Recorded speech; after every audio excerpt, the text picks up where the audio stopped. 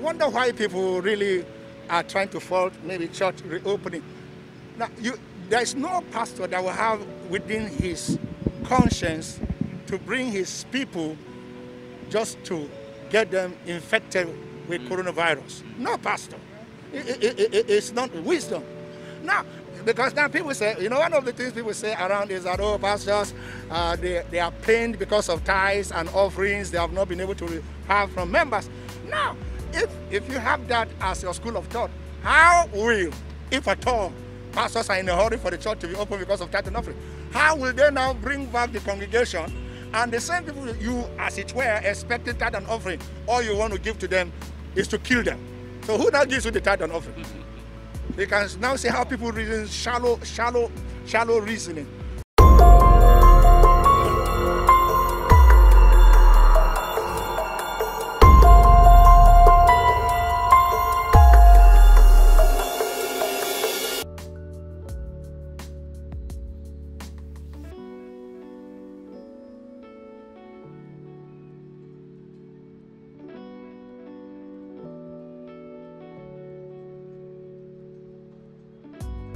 Iron sharpens iron. I'm a minister, so I do know what ministers go through time to time. It's just like when you have seen God's grace, you share God's grace. You have seen God's blessing, you share God's blessings. Jesus said to Simon, Satan is desirous of you to have your sweet, but I have prayed for you that your faith fail not. When thou art converted, strengthen your brethren. So those whom God has shown some light should be able to shed some light on some persons and make some persons happy. The gospel is being dispensed by ministers of the gospel. And most of the times we tend to forget that they are flesh and blood too, and they need some succor, some courage. During this pandemic, you can discuss, I'm sure you do know church activities. In other words, congregational worship is not there, and that's where they do their work. Hence, God blesses them. Some don't have other streams of income. Some do have some other streams of income. But we must be able to stretch forth our hands to say to one another, keep on serving the Lord. Keep on doing the best He has put upon you to do. The little you can do here and there can go a long way to helping one another to go on. Now, of course, we can pray at home. The church is not the building, are individuals. But then you see, when we come together, there is a synergy. We produce power. The effectual fervent prayer of a righteous man avails much and make a tremendous power available. So there is a synergy. There are forces combined. And when we have a corporate worship, corporate prayer, it does a whole lot than individualistic prayers or worship.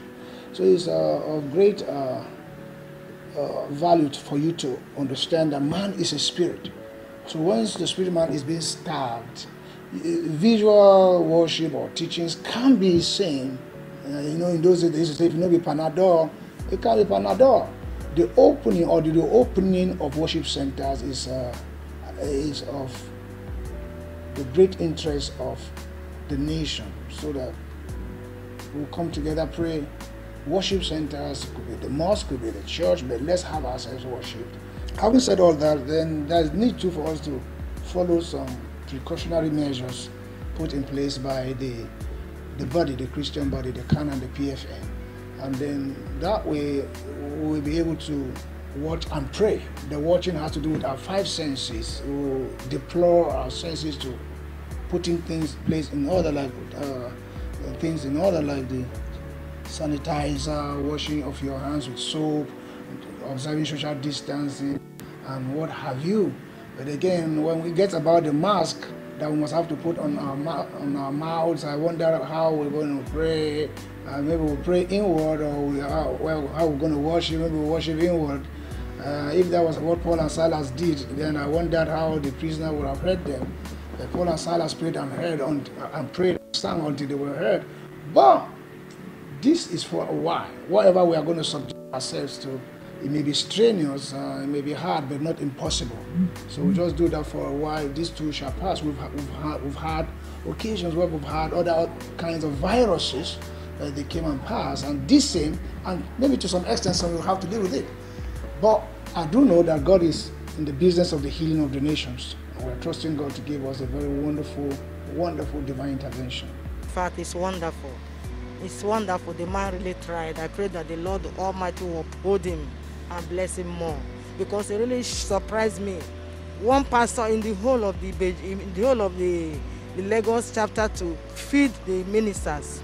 The Lord will bless him. He tried. What I've seen today is beyond my imagination, and I feel that this is how the churches should, or the system that churches should have adopted, not even the churches alone. And I believe that in time like this, in this coronavirus pandemic and so on, if people can adopt such a system, it can reach the poor. There are some people that they don't have anything to do, and in time like this and so on, that people are in need.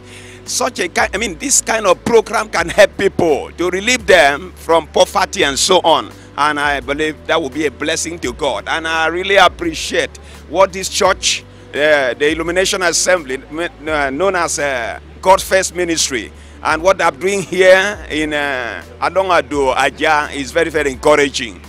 You know, there are many that have intention to do it, but they don't have the capability to gather such people. But God has given the wisdom, given the knowledge, given the ability to have someone close to him, to have a good advisor that can advise you to do such kind of things. Really, I was very, very happy when I heard about his calling for all the ministers to come together to pray and to seek God first for what is happening in this our country, Nigeria. I really bless God for his life, and I pray that God will lift him high.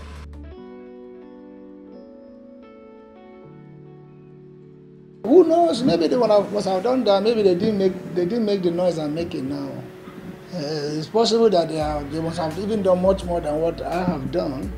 There are those that are silent achievers. I'm doing this, asking legit to come on, because the Bible says, let's consider one another unto good works. Let's provoke one another unto good works. Seeing me do this might provoke another person to want to do. So that's why. But there are those who don't want publicity. But then the Bible says the Lord gave the word, great is the company of them that published it. Somebody will read it and will have watched it and will be encouraged to want to do same.